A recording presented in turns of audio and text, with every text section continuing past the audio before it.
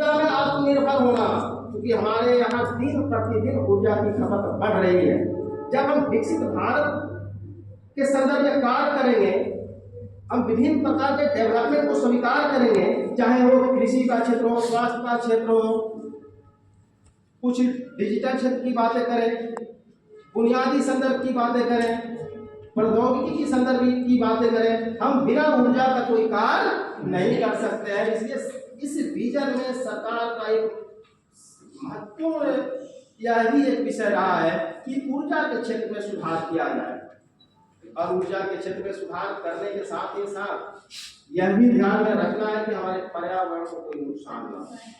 और इसीलिए आज हम परंपरागत ऊर्जा व्यवस्थाओं से थोड़ा हट करके नई ऊर्जा से संबंधित कार्य कर रहे हैं, और इसीलिए हम परमाणु ऊर्जा की चर्चा कर रहे हैं, बायो ऊर्जा की चर्चा कर रहे हैं, जल से निर्मित ऊर्जा की चर्चा कर रहे हैं, जिससे आप बिल्कुल करते हैं, पवन ऊर्जा की चर्चा कर रहे हैं, सोलर ऊर्जा की चर्चा कर रहे हैं। आप हमेशा देख रहे हैं कि जब से सरकार आई है तब से इस क्षेत्र में काफी चर्चा चल रहा है और काम हो रहा है। सोलर सिस्टम पर कितना कार्य हो रहा है, अर्थात हम कह सकते हैं कि सरकार संदर्भ में समझते हैं, उन्हीं संगे इस संदर्भ में कार्य किया जा रहा है। और ये सरकार का मुख्य विजन भी है कि निर्यात को बढ़ाया जाए, और एक इन सभी कार्यों को करने के लिए एक महत्वपूर्ण संसाधन की जरूरत होती है, और वह संसाधन है ऊर्जा संसाधन। बिना ऊर्जा संसाधन का कुछ होने वाला नहीं। आज हम लोग इस कक्ष में बैठे, इस हाल में बैठे हैं, यहाँ हमारे सामने लाइट जल रहा है, यह भी ऊर्जा से जल रहा है। आज हम अपने घर से यहाँ आए हैं, वो भी ऊर्जा से आए हैं, कहीं ना कहीं ऊर्जा का उपयोग कर रहे हैं। ऊर्जा से का निर्माण करना, संचालित करना, इन सभी के लिए नए नए नियमन कार्य किए जा रहे हैं, नए नए एकीकृत नियम बनाए जा रहे हैं, जिससे चाहे वो केंद्र सरकार की योजना से संचालित होने वाली फैक्ट्रियां हो या राज्य सरकार से संचालित होने वाली फैक्ट्रियां हो, इनको एक ही व्यवस्था द्वारा इस प्रकार की सुविधा उपलब्ध कराई जाए, जिस सुविधा के माध्यम से उस क्षेत्र में वो बेहतर कार्य कर सकते हैं। और साथ ही साथ सरकार का एक लक्ष्य यह भी है निर्यात को बढ़ाना। हम जानते हैं कि विकसित भारत के संदर्भ में या कोई भी विकसित देश तब विकसित देश माना जाता है जब उसके यहाँ आयात से अधिक निर्यात हो, यानी वहाँ के बने हुए सामान दूसरे जगह जाए, चाहे सामान बनाने की प्रक्रिया हो, खदान। अब कैसे भारत की हम संभावना करते हैं, इस बात की कल्पना कर लेते हैं।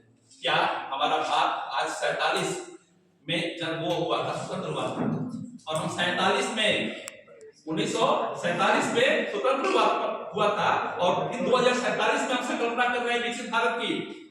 क्या आपको अथक प्रयास करने की जरूरत है कि नहीं? सभी लोगों को प्रयास करने की जरूरत है कि नहीं? यह किस प्रकार से संभव हो पाएगा जब सभी लोग मिलके, ये युवा पीढ़ी जो 65% में 35% जनसंख्या जो पूरे भारत में केवल युवा है, सभी लोग अपने काम से स्ट्रांग होके मजबूती से जिस चीज को इनोवेट कर रहे हैं उसको यदि रिप्रेजेंट करेंगे, उसके बाद में भारत आगे बढ़ पाएगा। इनोवेशन कर रहे हैं, नई नई खोज कर रहे हैं, लेकिन उसका प्रयोग भरपूर नहीं हो पा रहा है, विकास के क्षेत्र में नहीं हो पा रहा है। ठीक है, नेक्स्ट वन, सामाजिक न्याय। सामाजिक न्याय जब से स्वतंत्रता प्राप्त हुई तब से लेकर आज तक क्लियर ढंग से नहीं हो पाया है। सामाजिक रूप से न्याय इसलिए नहीं हो पाया है, यदि आप शिक्षा के क्षेत्र में आप देखेंगे, आज हमारा भारत की कितनी % जनसंख्या गरीब है, भरपूर भोजन नहीं प्राप्त हो पा रहा है। कारण क्या है? सामाजिक न्याय की सफलता की जिस बात करते हैं उसमें भरपूर लोग सबको नहीं मिल पाता है। यही इंडियन पीपुल्स विद इंडियंस, वो तो पैसा लेकर आते हैं अपने घरों के लिए, या वो पैसा घरों के लिए लेकर आते हैं, अपने देश का विकास करने का प्रयास करते हैं, अपने एनर्जी, अपने साइंस, अपने टेक्नोलॉजी को यदि यहाँ डालने का प्रयास करें तो सफल हो पाएंगे कि नहीं हो पाएंगे? हो पाएंगे। लेकिन हमारे नौजवान इस चीज को परफॉर्म नहीं कर पाते हैं, अच्छे ढंग से ख्याल नहीं कर पाते हैं।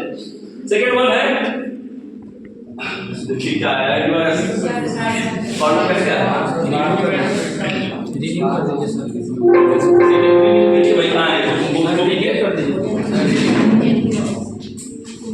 अच्छा